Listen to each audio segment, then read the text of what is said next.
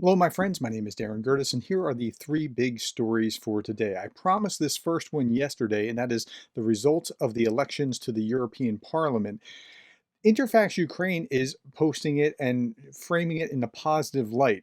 The results of the elections to the European Parliament are positive and encouraging for Ukraine, says the head of the Verkhovna Rada's Committee on Foreign Policy and Interparliamentary Cooperation. Judging by the results of what we have based on exit polls, they look quite positive and encouraging. Why? Because, firstly, the expectation that there would be such a triumph of the extreme right and extreme left forces that are associated with Russia did not materialize. Second, the second positive is that the European People's Party received the most votes. And that's where von der Leyen is. And she is saying, well, we're just going to form our coalition government or whatever.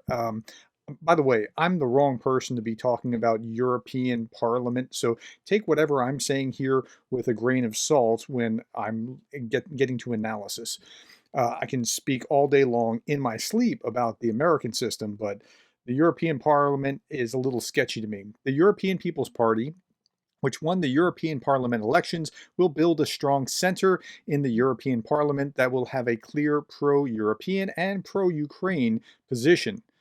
Ursula von der Leyen, a lead candidate for the presidency of the European Commission from the European People's Party, said this in Brussels following the announcement of the preliminary results. But on the other side of that, I was seeing articles like this. This was in The Guardian. Wake up after these elections. Europe is again in danger. Don't let anyone tell you that the results are not so bad. The hard right vote can pull the entire EU to the right and imperil Ukraine. So he's saying this, please don't be reassured by European Commission President Ursula von der Leyen's complacent statement that the center is holding during what we might call Election Day 9 June 2024, when the results of 27 different national elections to the European Parliament were announced. That's true in the aggregate distribution of seats between the main party groups in the European Parliament, with our own center-right European People's Party group coming out comfortably on top. So stop right there. That part, at least, is good news. And so for Ukraine, that this group is there as it is. But the EU is run by national governments even more than by its directly elected parliament. And E-Day, I guess that's election day, produced hard right successes in core member states that range from significant to the shocking. And then he goes into a few of these. The most dramatic is France. Marine Le Pen's national rally and heard stories of widespread support for it. Sure enough, on election day, the national rally scored a stunning victory, winning more than 30% of the vote and trouncing Macron's liberal centrist renaissance. Macron, so Macron is all in support of Ukraine. I don't see that Le Pen would be doing that. In fact, I see her as wanting to move away from that position. Macron, who's always extraordinarily self-confident, is now visibly tipping into hubris, announced that he was dissolving the French parliament and calling fresh elections on 30 June with a second round on 7 July. This is a huge gamble, counting on the excellent French two-round electoral systems for voters in most constituencies to prefer another candidate over the national rally, won in the decisive second round. So we'll see how those elections play out and whether that sidelines France. I don't I don't perceive that it will, but again, I'm not an expert here. This is just my very limited perception.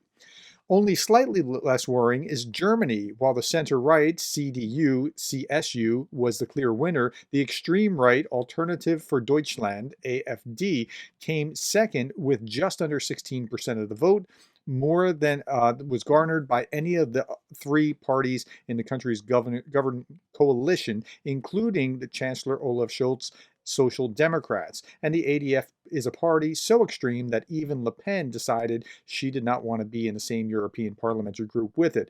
So if the advocates for peace, which means Ukraine has to surrender, really win the day in either France or Germany, that can destabilize the system. That's what he's explaining here.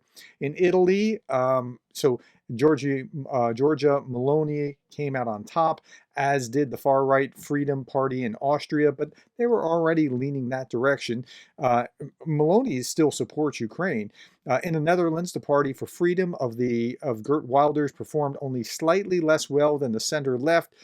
Yes, there are more encouraging results from Poland and Hungary, but if the lesson from those countries, this was a really interesting statement, as from Britain, is that you must actually have your populist nationalists in power for some years before they start to be rejected. That's small consolation. I thought, wow, that's a really interesting thing. That's kind of so if you need to have not just populist rhetoric, but have to experience populist governing and then experience what that's like to reject it, that changes the way that we look at the equation.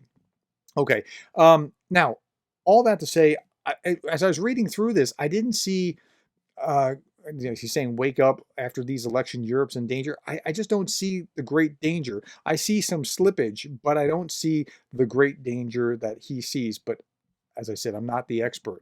Meanwhile, there was a conference, a Ukraine Recovery Conference 2024, and the Japanese have signed 23 memorandum of economic cooperation ahead of the conference, and Italy was preparing to provide 140 million support package for Ukraine. That's not a lot. Remember, Italy has, it's not nothing, so I'm not condemning it or anything, but Italy has roughly the same GDP as Russia. So but doing something beats doing nothing, and Italy is not one of the strongest supporters of Ukraine. Germany has stepped up in a big way. Another Patriot air defense system, Iris-T and Gepard systems. So Germany, as I understand, this was just Greg Terry talking in the video I'm about to show you at the end. He doesn't say this there, but I'm going to show you something from that video. That Germany has 12 Patriot systems and have given 2 already and 1 on the way. I think that those are the facts. So Germany's stepping up. The European Commission President Ursula von der Leyen believes that the EU should begin accession talks with Ukraine already in June. That's big news. That is huge news. More huge news, approximately 1.5 billion in profits from frozen Russian assets will be made available to Ukraine in July. European Commission President Ursula von der Leyen announced at the Ukraine Recovery Conference. So that's all the news from the European Recovery Conference. In other news, I saw this and I thought, okay, well, it's not what he was going for originally, but it's still very significant and still is showing Putin it's going to be hard to outlast Europe's will.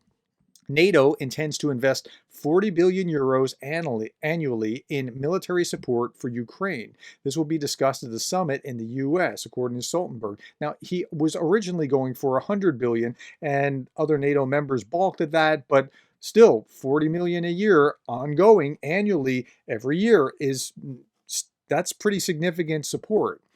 Last thing I want to show you is this, and this was from, I was just in a live stream with Greg Terry. This is Zhenya, his ministry or nonprofit partner in Ukraine. This is Pete the Medic. You've probably heard of Pete the Medic or have seen him in other places, and myself.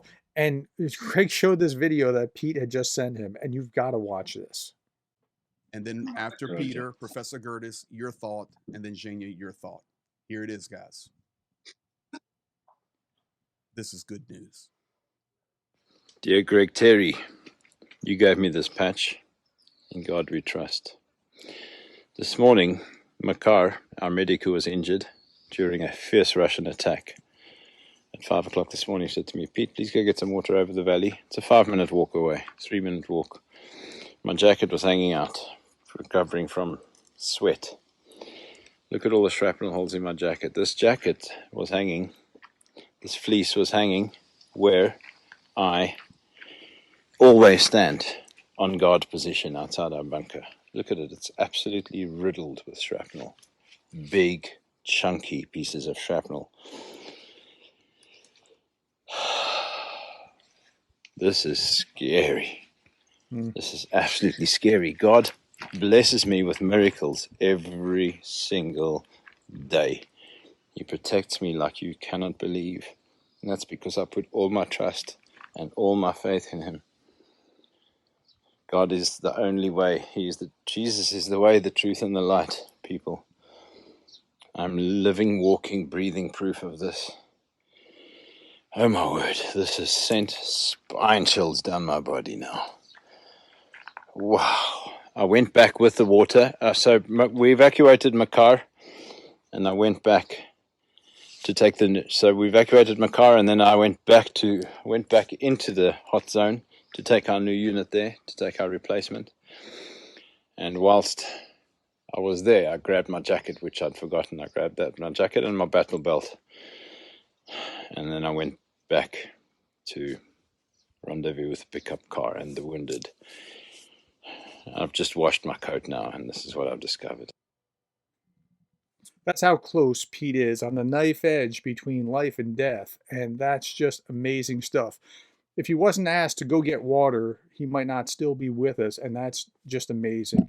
I didn't show you that for the sermon that Pete was giving, but if you're the praying type, please keep him in your prayers. Thank you for your time. Thank you for the likes, the shares, the subscribes, and thank you for being the kind of person that cares about Ukraine.